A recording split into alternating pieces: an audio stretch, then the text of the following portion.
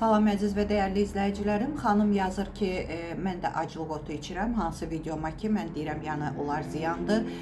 Və xanım şikayət eləyən kimi ki, yəni mən də ancaq acılıq otu ilə tualetə gedə bilirəm. Mən sizə acılıq otu ilə, siena ilə, bisakadillə, matiliumla, sonra maqni sulfat duzu, cürbəcür də olar. Dəvə gözü, onlarla tualetə gedirsinizsə, yəni üzr istəyirəm, böyük bayıra gedirsinizsə, bunların nə ilə nəticələnir o haqda danışacağım. Yəni özünüzü necə şikəst edirsiniz, necə dəhşətli xəstəliklərə belə, xərçəngə belə gətirib çıxardırsınız, nəyə görə belə olur, o haqda danışacağım. Kimi açmırsa əgər mənim uzun danışığım, xahiş edirəm, elə indicə məni blok eləyin, çıxın, gedin, başqa səhifələr var onlara. Mənim üçün dəyərli olan, əziz olan, səviyyəsi səviyyəmə, tərbiyəsi tərbiyəmə uyğun olan izləyicilərim üçün danışıram. Deməli, mənim əzizlərim, birinci ondan başlayayım, düzdür, deməliyəm, mikrobiom nədir? Mikrobiom anadan evlada keçir, haradasa bir 30%, yəni normal doğuş eləyirsə, üzr istəyirəm, analar və ana sütü yolu ilə və s. Çox uzun olar deyə mikrobiom haqqında başqa gün video çəkərəm. İndi isə mikroflora haqqında danışıram. Siz bunları içən zaman acılıq otudur, dediyim kimi bu saydığım şeylər və arıqlama çayı, arıqlama kofesi və gündə içdiyiniz qara kömür, əgər hər gün içirsinizsə, bu zaman nə baş verir və stres keçirdirsinizsə, sağlam qidalanmırsınızsa, yəni lifsiz qidalardır, sağlam olmayan qidalardır, qızartma, bozartma, şirniyyat şeyləri çox hər gün bunlardan istifadə edirsinizsə, pis yağlardan istifadə edirsinizsə, onda sizin antibiotiklər vurulursa, sigaret çəkilir, alkoqol içkilər içilirsə, onda sizin bağırsağınızın mikroflorası pozulur. Mənim əzizlərim, mikroflora nədir?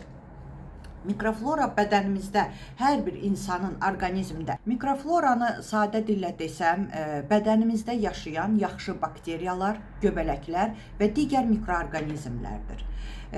Və bu canlılar əsasən harda yaşayır? Bu canlılar əsasən dəridə, mədə bağırsağımızda, dəridə, ağızda və s. yerlərdə yaşayır. Siz dediyim kimi sağlam həyat tərzi keçirməyən zaman mədə bağırsağınızın çox eşitmiş olarsınız, mikroflorasını pozursunuz. Və bu zaman mikroflora pozulanda bağırsağımız, loru dildə hər bir şeyi izah eləyəcəm. Bağırsağımız bizim immun sistemimizin 80%-ni təşkil eləyir, təsəvvür eləyir. Siz mikrofloranı pozursunuzsa, ümumi orqanizm pozulur. Xəstəliklərə yol açırsınız. Çünki immun sistemimiz, həmişə deyirəm, ordu şəklində durur, əli silahlanmış vəziyyətdə. Siz o silahları, o polislər də elə bilin orqanizmimizdə, siz o polisləri məhv edirsiniz. Əgər bu əvvəlində sadaladığımları eləyirsinizsə, üstə sadaladığım şeyləri eləyirsinizsə, mikrofloranı pozub özünüzü şikəst edirsiniz, mənim əzizlərim. Orqanizminizi böyük bir bağ fikirləşin. Elə fərz edin ki, böyük bir bağdır. Mikroflora isə bu bağda yaşayan milyardlarla faydalı həşərat və bitkilərdir. Siz mikrofloranı pozanda artıq o zərərlilərlə mübarizə apara bilmir. O bağınız məhv olur, gedir. Mikrofloranı düzəltmək, yaxşı eləmək sizin xeyrinizədir. Çünki xəstəliklərdən özünüzü qoruyursunuz. Bunu düzəltmək üçün çox xırda bir şeylər sayacağım. Sarımsaqdır, soğandır, artişokdur, sonra pirasadır. Türklər pirasa deyirlər. Soğana oxşayan bir şeydir. Bütün növ dənəllər, mərci, Məryəm xanım yorulmadan həmişə deyir, mərci cücərməsi yiyin, nədir? Yaşıl qreçka, buğda, maş cücərmələri yiyin, onlar artıq canlı olur, o həmən gözəl, faydalı bakteriyaları qidalandırır. Təsəvvür edin, onlar günü-günündən çoxalır və sizin orqanizminizdə günü-günündən sağlamlığını bərpa eləyir. Bizə ən əsası yaxşı bakteriyalar lazımdır ki, qidalansınlar. Və bu yaxşı bakteriyalar da nədir? Probiotiklər. Probiotiklər nələrdir mənim əzizlərim? Kefir, qatıq evdə fermentə olunmuş, özünüzün çaldığınız qatıqdan gedir söhbət, mağazin qatığından getmir söhbət. Turşu kələm, yəni duz töhmədən özünə fermentə olunmuş turşu kələm, yəni hamı hazırlaya bilər bunu.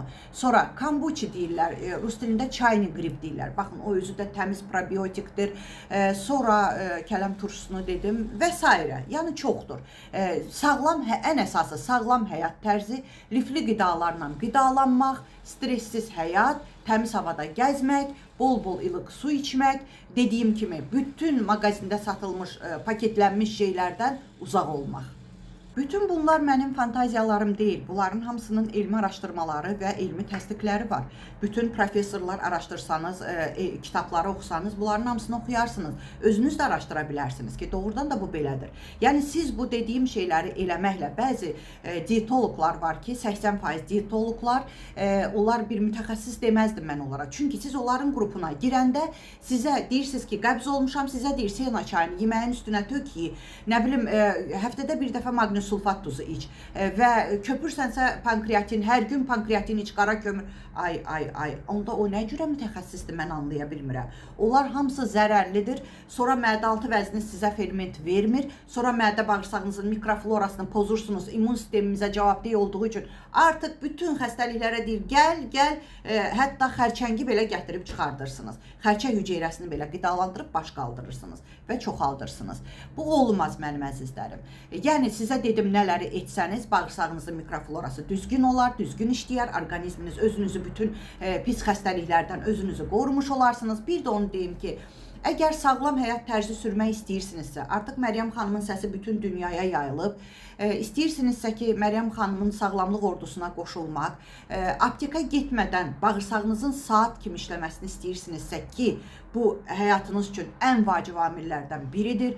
Köpünüz, qarın gürültünüz, nədir, su da içirəm, köpürəm deyirsinizsə, demək qaraciyəriniz yüklənmədədir, bağırsağınız toksinlərlə doludur, onlardan təmizlənəcəksiniz, amma heç bir dərman və çaylar, şamlardan istifadə etmədən. Mən sizə arıqlama çay, arıqlama kofesi satmayacağım.